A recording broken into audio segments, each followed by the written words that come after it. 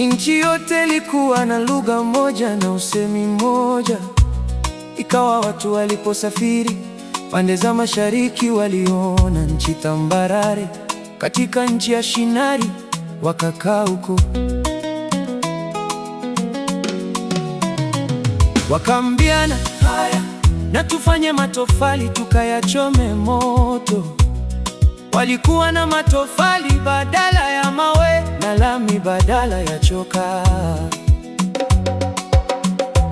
Wakasema, haya na tujijenge mji na mnara, na kilele chake kifike mbinguni, tujifanyie jina ili tusipate kutawanyika usoni pa nchi yote.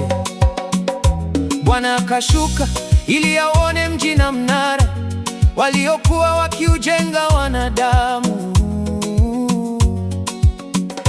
Bwana akasema, tazama, watu hawa ni taifa moja na lugha yao ni moja, na haya ndiyo wanayoanza kuyafanya, wala sasa hawatazuiliwa neno wanalokusudia kulifanya.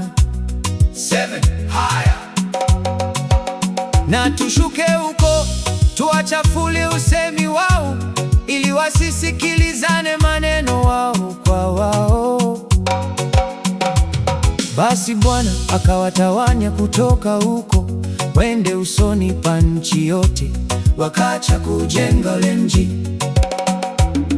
Kwa sababu hiyo jina lake likaitwa Babeli, maana hapo ndipo Bwana alipoichafua lugha ya dunia yote. Na kutoka huko Bwana akawatawanya wende usoni pa nchi yote.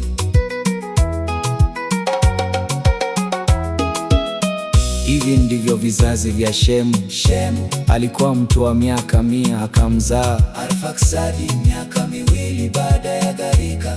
Shemu akaishi baada ya kumzaa Arfaksadi miaka 500, akazaa wana waume na wake. Arfaksadi akaishi miaka 35 akamzaa Sela. Arfaksadi akaishi baada ya kumzaa Sela miaka 403 akazaa wana waume na wake. Sela akaishi miaka 30 akamzaa Eberi. Sela akaishi baada ya kumzaa Eberi miaka 403 akazaa wana waume na wake. Sela akaishi miaka 30 akamzaa Eberi. Sela akaishi baada ya kumzaa Eberi miaka 403 akazaa wana waume na wake. Sela. Eberi akaishi miaka 34 akamzaa Pelegi. Eberi akaishi baada ya kumzaa Pelegi miaka 430 akazaa wana waume na wake. Pelegi akaishi miaka 30 akamzaa Reu.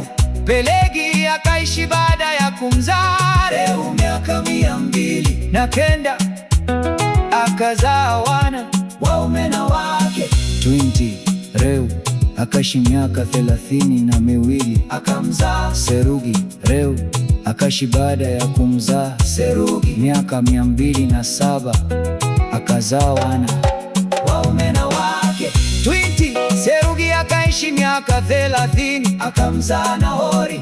20 Serugi akaishi baada ya kumzaa Nahori miaka 200 akazaa wana waume na wake.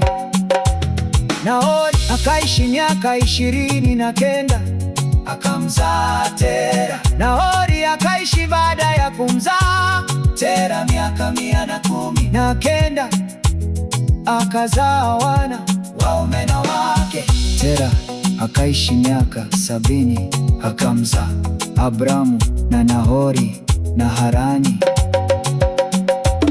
Na hivi ndivyo vizazi vya Tera. Tera akamzaa Abramu na Nahori na Harani. Harani akamzaa Nutu. Harani akafa kabla ya baba yake Tera katika nchi aliyozaliwa, yani katika Uru wa Wakaldayo. 20 Abramu na Nahori akamtwalia wake jina la mkewe Abrahamu aliitwa Sarai, na jina la mkewe Nahori aliitwa Milka binti Harani, ambaye alikuwa baba wa Milka na wa Iska. Na Sarai alikuwa tasa, hakuwa na mtoto. Tera akamtwaa Abrahamu mwanawe na Lutu mwana wa Harani, mwana wa mwanawe, na Sarai mkwewe, mke wa Abrahamu mwanawe. Wakatoka wote katika Uru wa Wakaldayo waende nchi ya Kanaani. Akafika mpaka Harani, makakaa huko. Siku za Tera zilikuwa miaka 205. Tera akafa katika Harani.